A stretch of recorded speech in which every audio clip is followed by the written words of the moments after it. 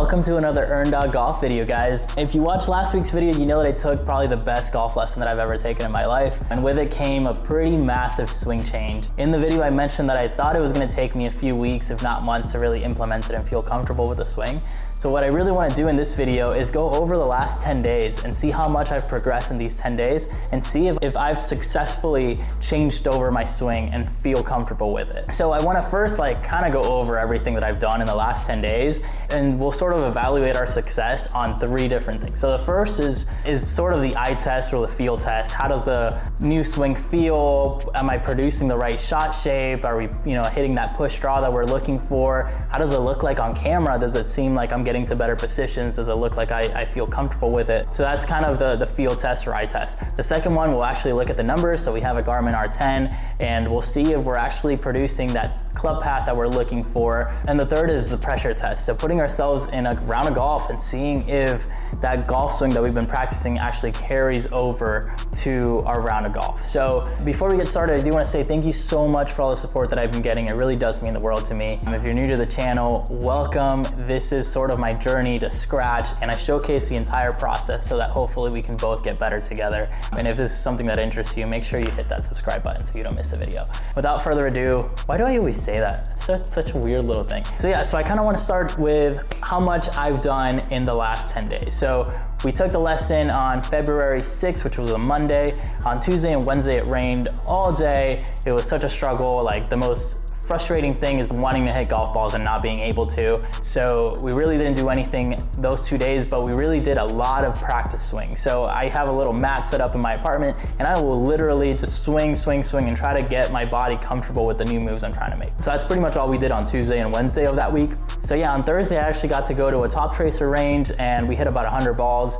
On Friday, I didn't do anything. On Saturday, I played a 2-person scramble with my buddy Kevin, also known as Blueprint Golf, and we actually recorded a lot of it. So if you want to check that out, I'll link it down in the description. And Kevin, if you're watching this, just post a comment down there so that people can easily click on your channel. And then Sunday, I got a full-on practice session in. Monday, got a full-on practice session. Tuesday, we played 9 holes of golf. And Wednesday, which was yesterday, we got a full practice session in. So I think all in all, I hit about 450 golf shots. I probably do about 100 to 150 practice swings in my apartment a day. So yeah, so that's sort of the recap of what we've done so far. Let's take a look at the first evaluation. How does a swing feel? Do I feel like it's getting better? And the answer is absolutely yes. It feels effortless. It feels like I'm gaining a lot of distance. It feels so much easier to push the club further right than it ever has before. I feel like I have a lot more control of my club path and my club face. So all in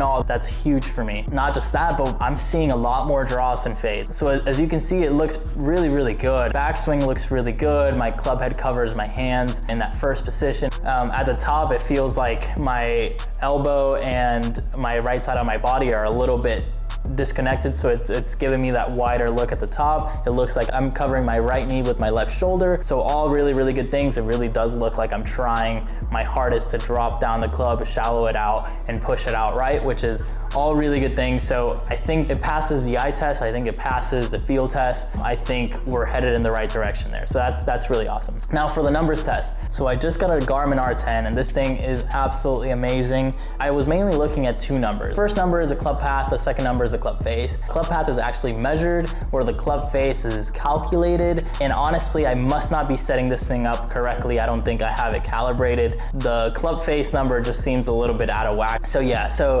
kind of take that with a grain of salt, but the club path number seems super duper accurate. Like, every single time I felt like I was coming over the top, it very much showed it. Every single time I really try to hit it, work it right, it very much showed it. So I trust that number a whole lot more than the other. So as you can see, there's 2 clubs, which are my 5-iron and my 7-iron, that I was having some difficulty coming in from the inside. Club path and club face were sort of going hand in hand. If one was good, the other one was bad, and vice versa. So that's just a lot of work that I'm gonna have to do in the back end to figure out why that is, but it seemed to happen with all my long clubs. So if I'm being completely honest, I did not pass a numbers evaluation, simply because when we're practicing, the doc told us that we needed to be like at 5 degrees positive, so that when we're in pressure pack situation, that 5 degrees maybe comes back to 2.5, but we're still kind of hitting that push draw, and we're nowhere near that. For the pressure evaluation, this is really where we put ourselves in a round of golf and see if our swing is actually being implemented, and I failed this one as well. On Saturday, I struggled a lot in that tournament, but I had no idea where the ball was going, and I did not trust the new swing. I just didn't trust it. I didn't know